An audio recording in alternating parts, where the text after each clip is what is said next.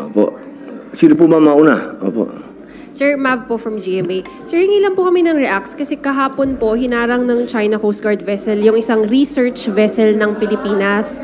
Tapos medyo malapit na po kasi siya sa coast ng Pangasinan. Sabi po nila, dun daw kasi nagtatapos yung 9 dash line ng China. Kaya ganun kalapit, 35 nautical miles na lang po sa baybayin natin. Sorry ma'am, hindi ko masyado madinig. Opo, hinarang po yung research vessel ng Pilipinas. Ano po to? Ano, BIFAD? Ano po? Namria, sir. BIFAR? Namria po. Namria. Okay. Opo, Okay. sila. Nagsusukat nung baseline. Yes, sir. Kaya lang, sir, 35 nautical miles na lang po galing sa baybay ng Pangasinan. Ilan? 35. So, Okay. sobrang lapit na po niya, sir. And doon daw po kasi nagtatapos yung 9 dash line ng China. So, medyo palapit na po sila ng palapit yung mga hinaharang. Your reaction lang, sir. Well, kasi kung wala pa naman sila sa sovereignty natin, meron pang freedom of navigation yan. Pwede pa talaga silang dumaan doon. Ang tanong lang doon, ano bang ginagawa nila doon?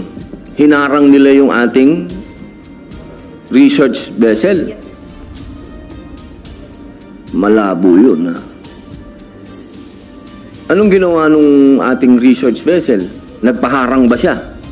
Sir, parang 8 hours sila na standstill doon. Hindi pa po malinaw kung bakit sila hindi gumagalaw. 8 hours. And then, eventually po, tumuloy na sa Bajo de Masinloc yung research vessel. Tapos binuntutan pa rin po sila ng China Coast Guard. Hindi, ganun naman kasi kahit nung ako din nagpunta doon, noong 2020 yata ako nandun, o 2021. Ganun talaga yung ginagawa ng mga Chinese Coast Guard tsaka yung Chinese militia. Talagang haharang sila sa iyo.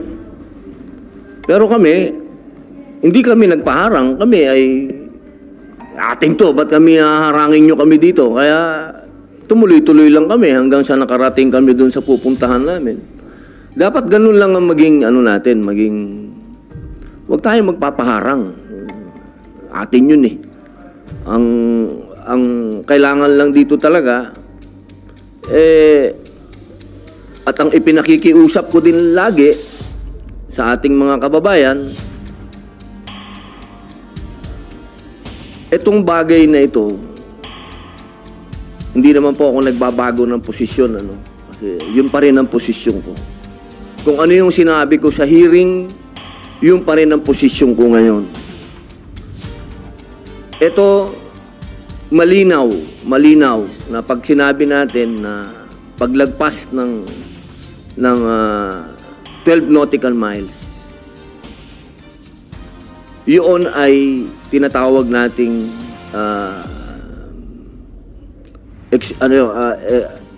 economic zone natin. So, sovereign rights. Okay? Kailangan malinaw po ito lagi, mga mahal kong kababayan. Pagka sinabi pong sovereign rights, uulitin ko lang po kung ano yung sinabi ko sa hearing.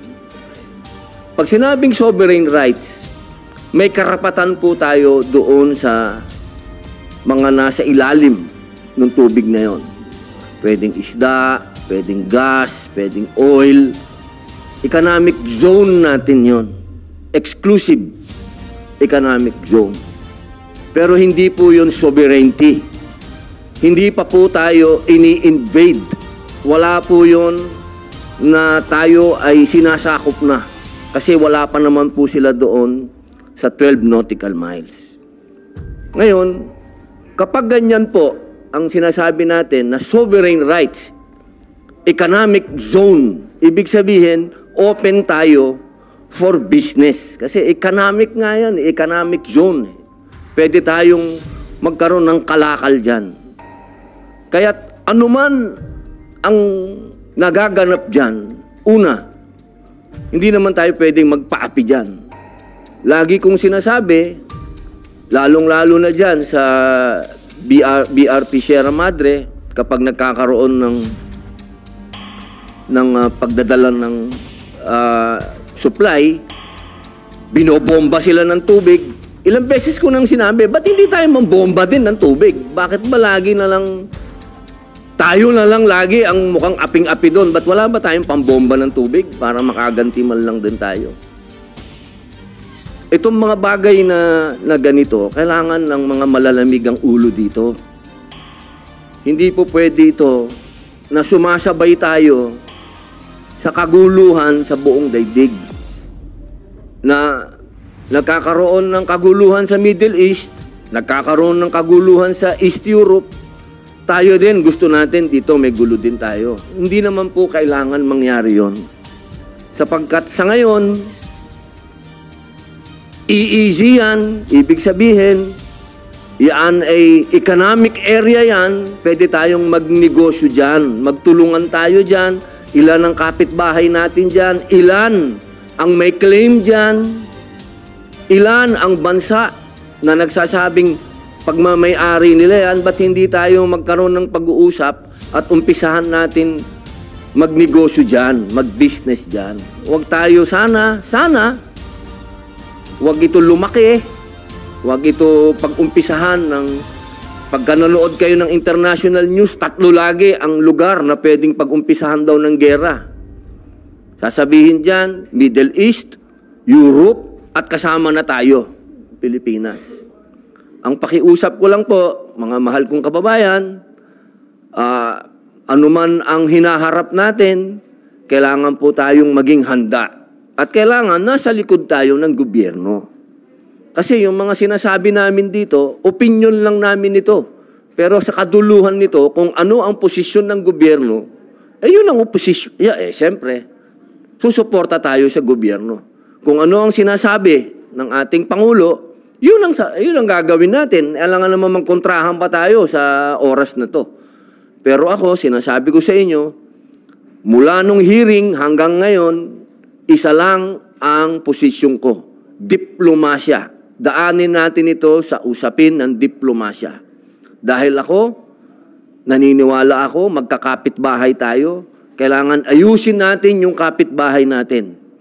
Ayusin din tayo nung kapitbahay natin. Maayos natin ito kung tayo ay babalik sa usapan. Kaya yung mga ganyan na pagharang-harang sa inyo, mga kababayan, huwag kayong pumayag. Pwede naman kayong umiwas.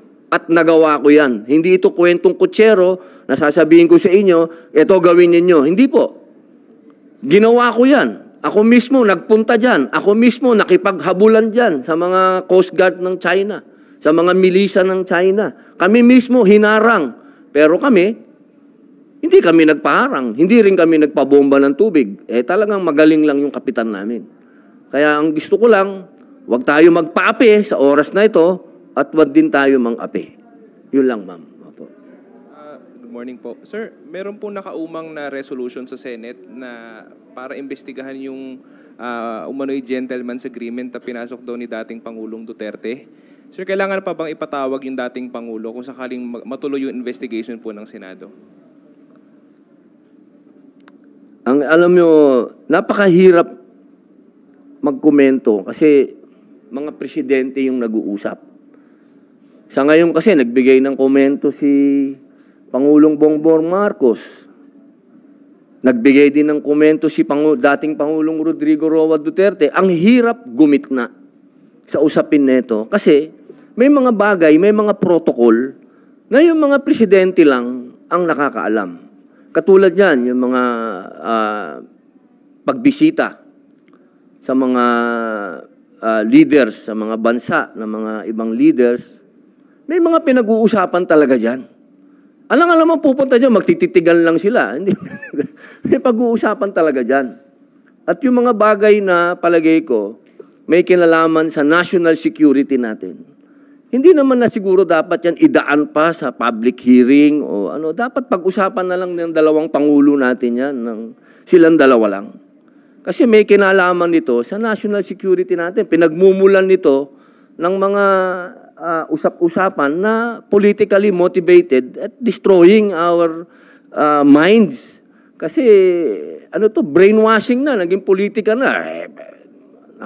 Alam nyo, itong napaka-sensitive na issue nito. At isa lang ang alam ko, Kasi hindi naman po ako nagpunta dyan sa West Philippine Sea na hindi ako na-brief ng military.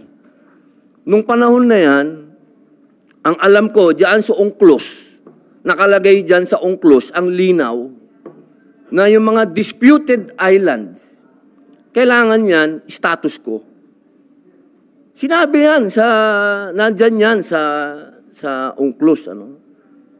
Kaya, nung ako'y nagpunta dyan, nung ako'y umikot dyan, naiintindihan natin kung ano yung pinagtatalunan dyan sa West Philippine Sea. Kaya ang linaw po na nung panahon ni Pangulong Rodrigo Roa Duterte, hindi naman tayo nagkaroon ng ganitong klaseng escalation. Ang nangyayari noon, kapag may nangyaring medyo mabigat, nadi-de-escalate siya kaagad. Ngayon lang kasi ito medyo lumaki na lumaki. Kaya sana kung mag-uusap si Presidente Bongbong Marcos at si Presidente Duterte,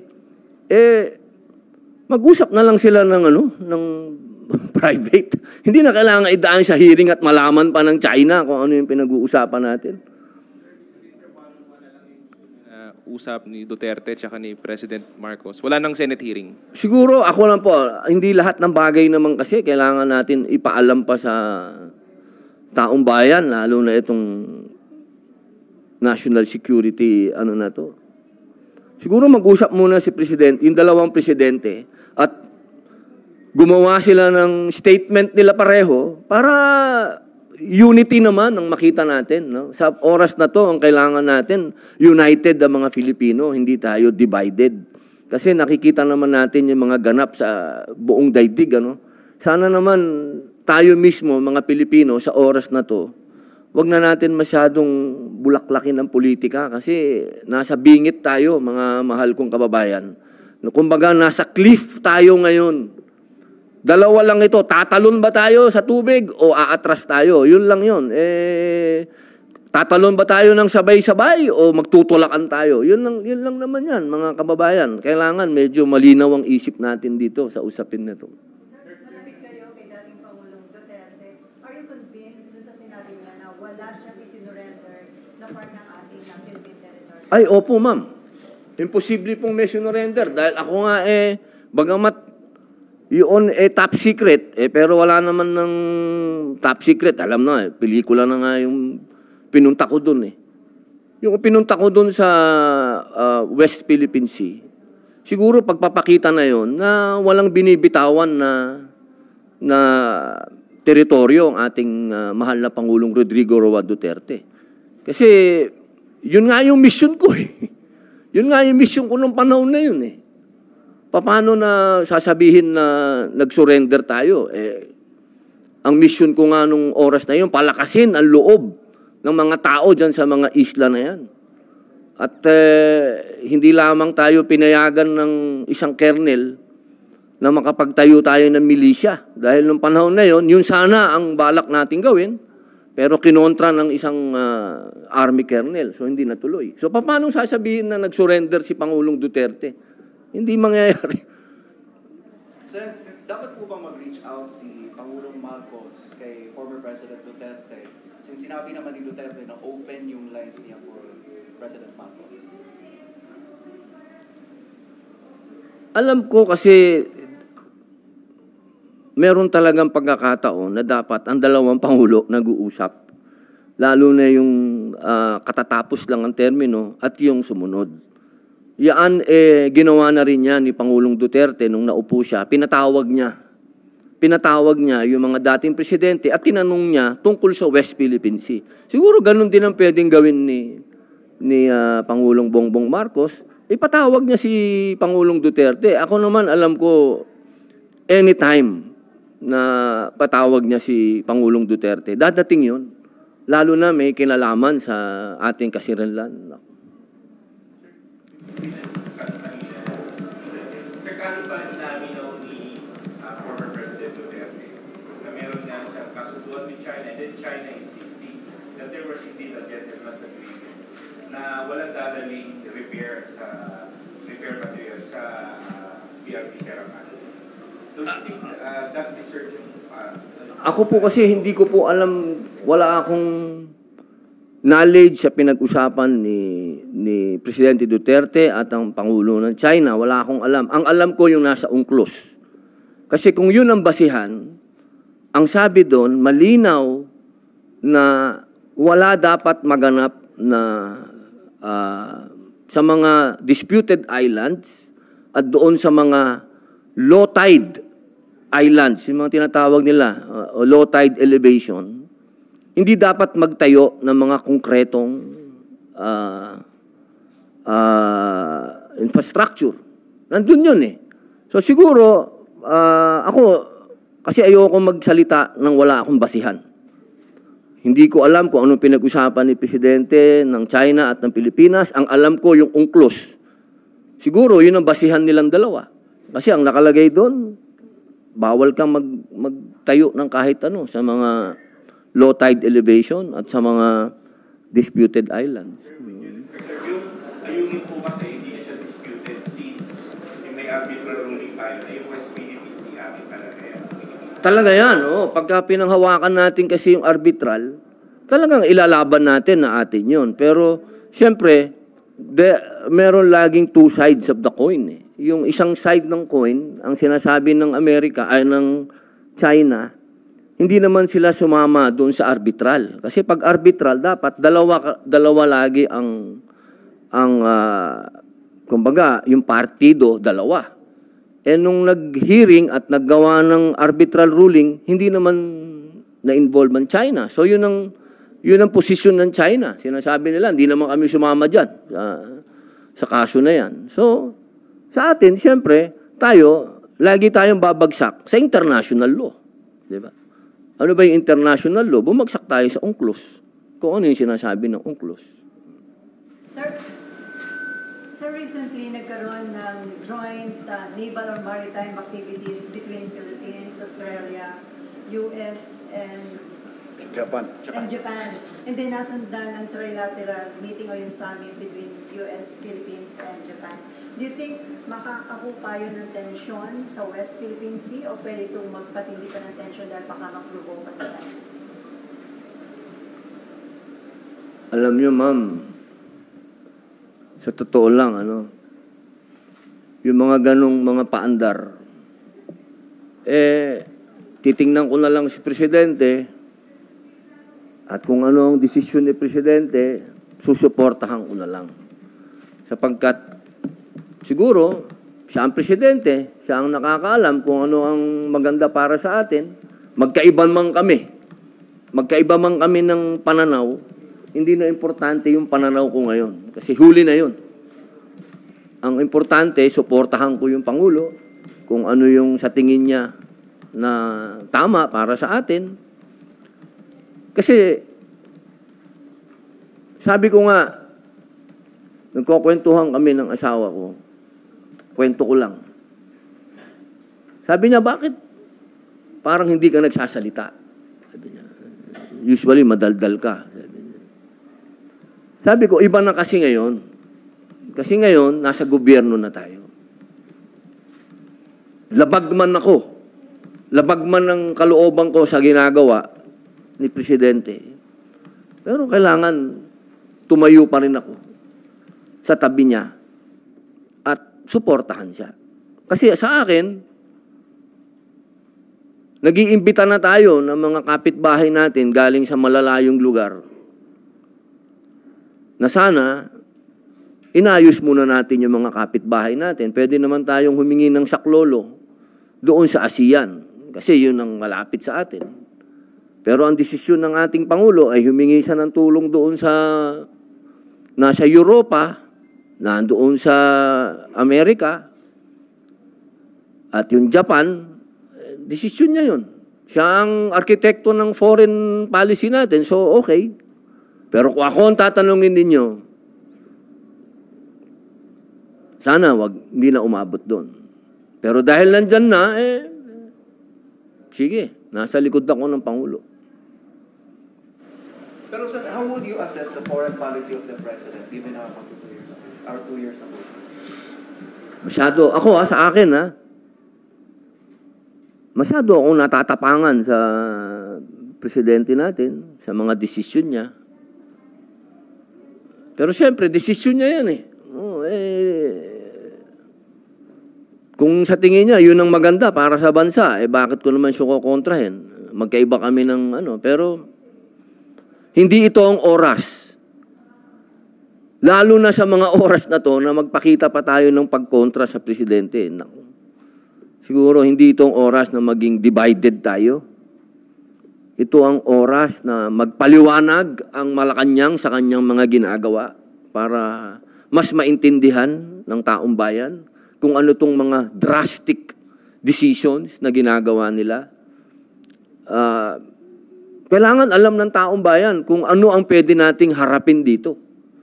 Hindi ito po pwede na mga ganitong aksyon, wala tayong ipinaliliwanag sa ating mga kababayan kung ano yung mga pwedeng mangyari at kung ano yung mga pwedeng ipaghanda natin. Kasi, kumbaga, yung alert level natin pataas ng pataas. So, dapat yung ating mga kababayan well-informed sa lahat ng ginagawa natin. Specific yung tingin niya masyadong matapang yun niya at saka drastic yung action ng President? Kasi nakarating na tayo sa sinabi ni Pangulong Biden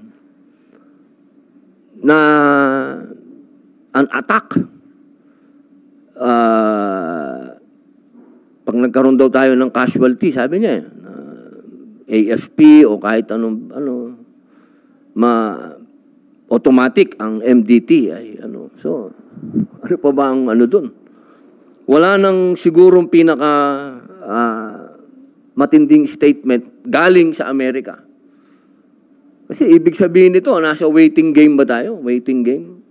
Pag may nangyari, halimbawa, dyan sa basaan ng tubig dyan na hindi tayo gumaganti, may madisgrasya dyan na Filipino citizen o Filipino serviceman. So, ibig sabihin, enacted na ang MDT. So, mabigat yun.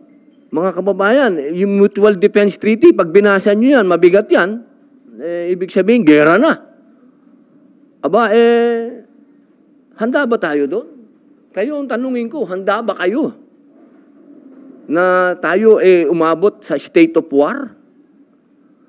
Aba, mag-isip-isip tayo, mga kababayan. Kasi, palagay ko, ang una dapat nating iniisip, pagkain. Pagka pumasok tayo dyan sa gulo na yan, meron ba tayong sapat na pagkain? Karamihan dito sa atin ngayon, imported ang pagkain. Alam naman natin na kapag nagkaroon ng ganyan na hindi pagkakaintindihan, ang una dyan mangyayari sa atin, food blockade. O, paano? Naisip ba natin yun? Saan tayo kukuha ang pagkain? Baka tayo-tayo lang dito, magkagulo na tayo. Tayo-tayo lang. Hindi natin kailangan ng invasion, ng invading forces. Tayo-tayo lang. Pagdating sa pagkain, mag-away-away na tayo. Sa akin po, masyadong lumaki. Masyadong lumaki yung problema. Masyadong lumaki. Masyadong ang dami ng nadamay. Pero sabi ko nga, nandyan na yan, suportahan na lang natin ang Pangulo natin kung ano ang mga desisyon niya. Hindi ito ang oras para magtalo-talo tayo. Sir, as a civic senator, we also ask the President or Malacanang or even the NSC to brief the senators regarding the situation po sa WPS. Alam niyo po, gusto ko naman pong saluduhan ang ating armed forces at ang ating national security group, dahil lagi naman po silang nagbe-briefing sa amin. At ang nakakatuwa naman po, dahil pati po yung ating mga senador, talagang masusing pinakikinggan yung mga briefing sa amin. Pero sana lang sa next time na magkaroon ng briefing, kailangan meron din briefing ang economic team at ang diplomatic team. Hindi puro military. Kasi sa usapin na ito, mga mahal kong kababayan, kahit anong sabihin natin, hindi po natin, sa kabayanihan, kilala na tayo doon. Wala na tayong pwedeng, siguro, pagiging martir at heroism lang, wala nang tatalo sa Pilipino. Pero, kailangan ba? Kailangan ba yan ngayon? Ngayon na? Kailangan natin gawin yan? Pwede naman tayong mag-usap. Sana, yun lang, sana magkaroon ng briefing ang ating DFA. Kung ano yung after niyan. Kasi after nung ginawa nilang Navy Patrol, after ng trilateral meeting, nagsalita yung China eh. Ang sabi ng China, hindi sila nagigimbal sa meeting na yan at sa patrol na yan. So, hindi tayo na, escalation ang nangyayari. Hindi na di-diffuse yung situation. Nagkaroon ng pagkakamali sa strategy natin kasi naiwasan sanang lumaki pa yung issue. Hindi naman po. Wala po akong sinasabing gano'n na nagkamali ng strategy kasi yung strategy ng Pangulong Rodrigo Roa Duterte, nagawa niya na yon. Di ba? Nagawa niya na yan. Yung status quo, ganyan. No? So, siyempre, iba din naman ang gagawin.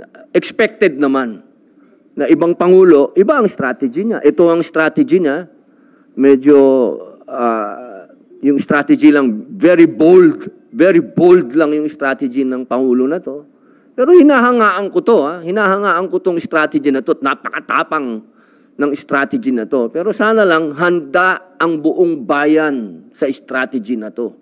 Sana naiintindihan ng buong bayan kung saan tayo patungo. Hindi po pwede na hindi informed ang taong bayan kung saan pwede mapunta ito. Hindi po pwede. Yun lang po yung akin.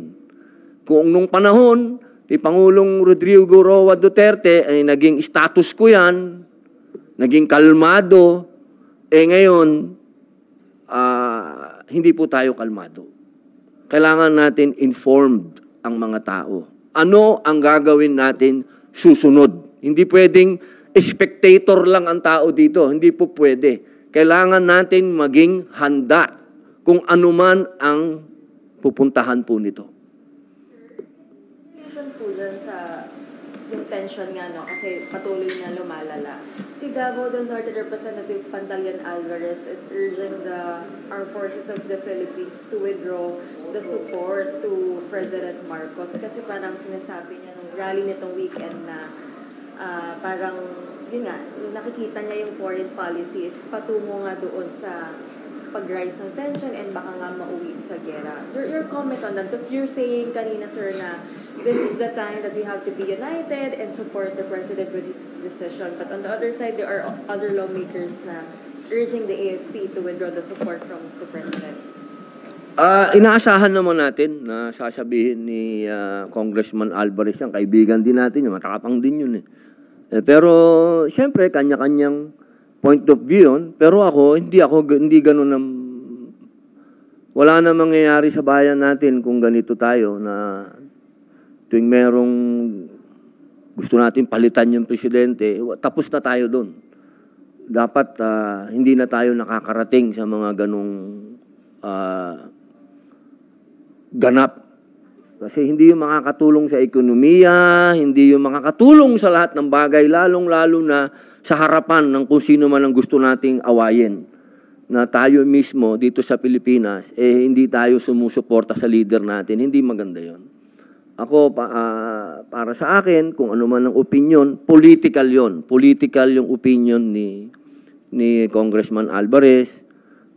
Opinion niya yon. Sa palagay niya, yun ang maganda. Pero sa akin, ang opinion ko, wag sana tayong dumating doon. Tapos na tayo. 2024 na po. Wala na po tayo sa 1986 o ano pa. Mag-move on naman po tayo. Mag-move on. Move on. Yung opinion ni a congressman that stemmed from the forced suspension of Governor Ubaid. Opo, nabalitaan ko po yun tungkol dun sa...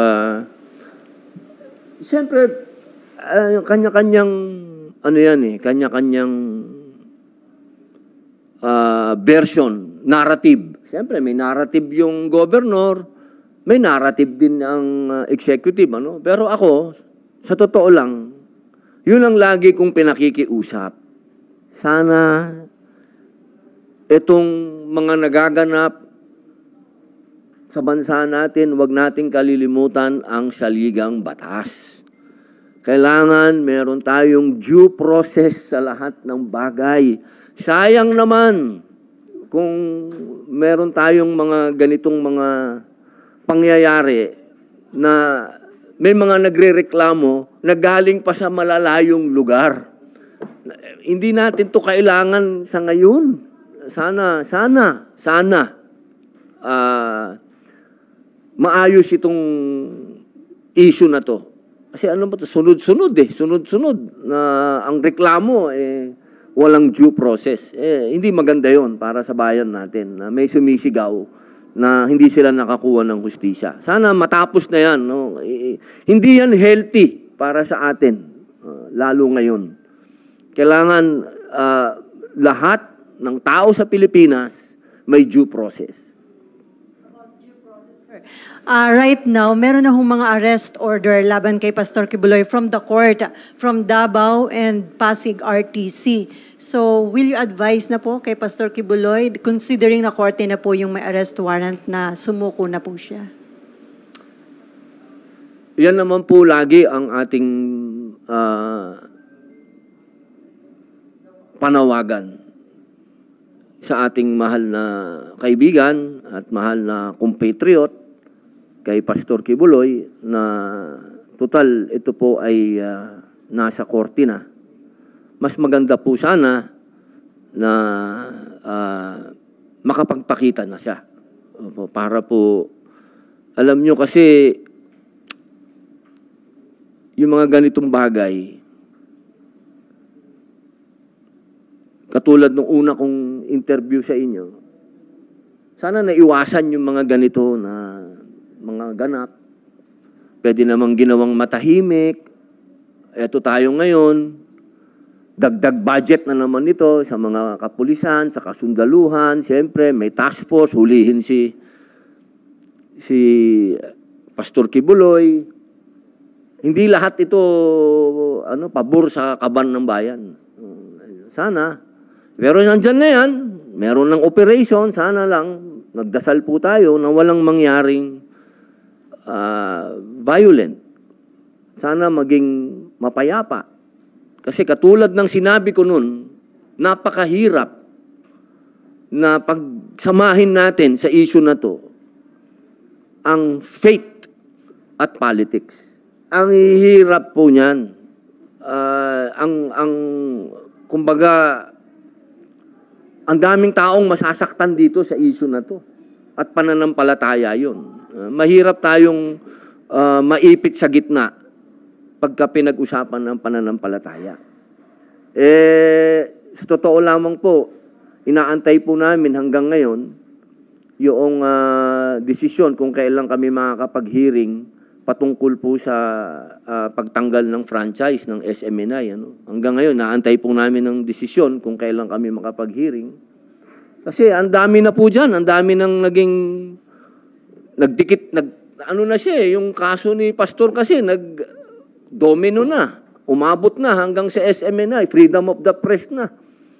Isang programa lang yung sinasabi na nagkaroon ng pagmamalabis, pero yung buong istasyon ng tinanggalan, yung mga ganun ba? Asan ang due process na naman nun? Sa totoo lang po, napakadaming issue sana na pwede nating pag-usapan sa hearing, pero wala pa po, hindi pa na i-schedule ang hearing nito. Sir, the issues yung kay Pastor, yung mga nangyayari po sa kanya, do you believe that it is part of a political perspective? Definitely. Definitely. Kaya sana nga, ang pakiusap ko, wag natin, kung politika ang issue natin kay Pastor, wag natin idama yung religion. Kasi wag, never nating itatouch ang religion. Nakakatakot yan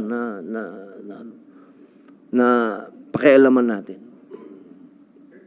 Si Sen. Lisa Manila nag-issue yung statement asking yung PNP to revoke yung mga gun licenses na na-issue pa yung Pastor. Kasi may mga followers siya supposedly na nagpo-post sa social media na handa sila magpakamatay para hindi maaari. Yun ang nakakatakot dun, sir, eh. Yun ang mga sinasabi ko, eh. Kasi, pag pinag-usapan natin ng faith kasi, dyan mapupunta yan. May mga fanatics tayo na hindi natin maiwasan. Pero hindi naman natin pwedeng panghawakan ng batas na porket identified kay Pastor, eh, kakansilin na natin yung kanilang mga in-issue ng PNP. Ano? Wala naman silang kaso. Siguro, kasi dito sa bayan natin, hanggat hindi ka pa napapatunayan na may kasalanan, mahirap na sasabihin natin kansilahin kagad yung kanilang mga permit to carry o LTAP nila, no? Kasi kailangan may proseso din yun. Kailangan mapatunayan muna na sila ba ay may nagawang kasalanan. Kasi minsan yung mga ganun na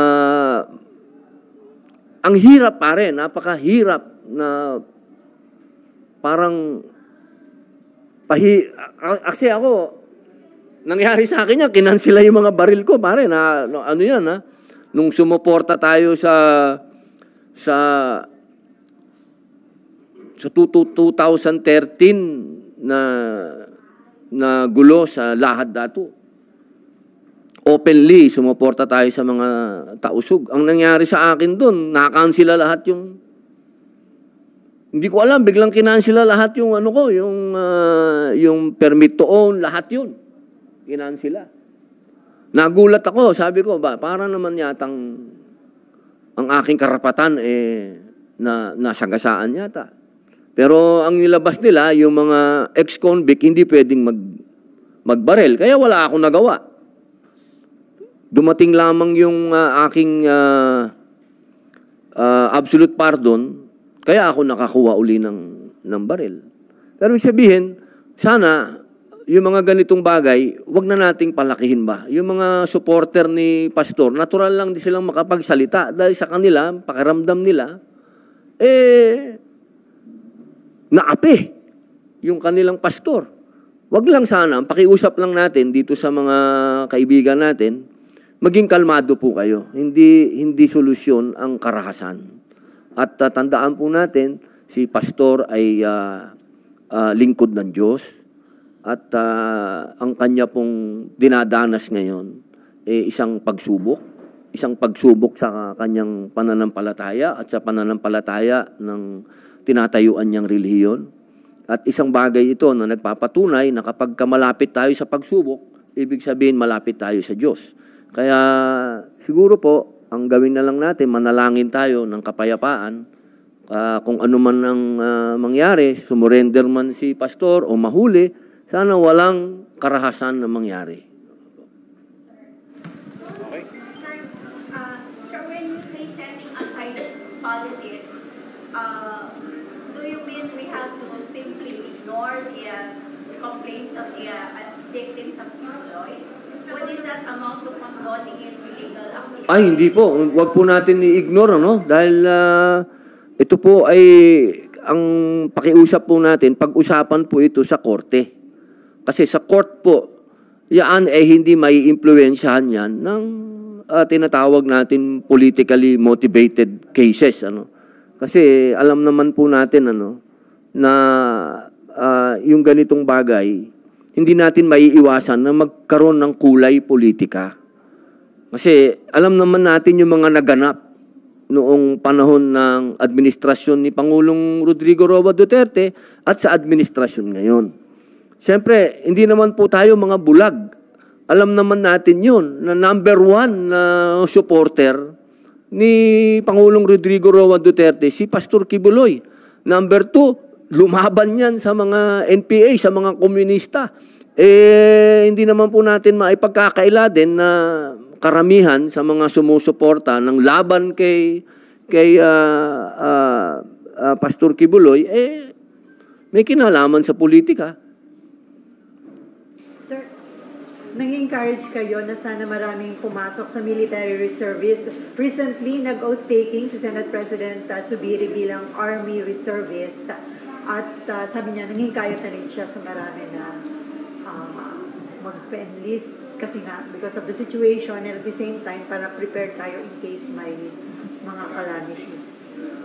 Ano po ako, sa katunayan, napag-usapan na po namin yan ni SP. At sabi ko nga sa kanya, pag nakagraduate tong magiging reservist natin, meron ka ng sundalo dito sa Senate. Opo, meron ka ng private army dito. Di po, kasi bilang tayo po ang pangatlong sangay ng gobyerno, kailangan lamang po talaga na yung pagsiservisyo natin sa gobyerno, kasama dyan ng pagiging reservist. Kailangan automatic na tayo ay magbigay ng serbisyo sa bayan. Hindi naman po pwede pagdating sa kalamidad o kahit anong maganap sa bayan natin, iiwan na lang natin ng gobyerno. Hindi po pwede. Kailangan anuman ang mangyari, kalamidad o gera man yan, kailangan ang gobyerno tumatakbo.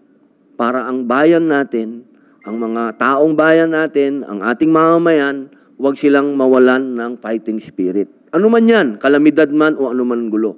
At naniniwala po ako na dadami pa dito sa Senate ang mag-reservist. Kasama daw ang press corps. May balita ako, may mga press corps daw na kasama sa reservist. Kaya excited ako eh. Binalita sa akin nga. Binalita sa akin. Sabi, meron daw bang susunod na class para sa press? Marlon yan. So, aside from Senate President Zubiri, sino na po yung iba pang mga senador nag-express ang intention? Malalaman po natin yan pag pagbalik ng session. Ang alam ko po kasi sa ngayon, ang mga reservist, si Senator Bongo, si Senator Tolentino. Pinakamataas sa amin, alam ko, si Senator Tolentino, Brigadier General yun. Sino pa ba? Ma'am Loren, Lieutenant Colonel. Si Sen Joel. Sana yung iba din, ang hinihingi ko, ma'am, sana yung mga patuloy na developing issues sa Pilipinas ngayon. Sana ma-encourage yung mga kapatid kong senador na ipasa na yung mandatory ROTC. Sana maintindihan. Alam ko naman intindihan nila eh. Alam ko naman nakukuha nila yung point namin. Pero hindi ito yung panahon na para pagdebatihan ito. Hindi ito yon. Pwede naman natin yan i-amend eh. Kung sa palagay nila dumating yung panahon na hindi na natin kailangan, amendahan natin. Pero ngayon, nakikiusap po ako sa inyo. Kailangan po natin to gawin. Priority, once na mag-resume yung session this April 29, yung mandatory ROTC. Napakagandang balita po nun. At sana po pagka dumating ang punto, meron na akong class ng press corps.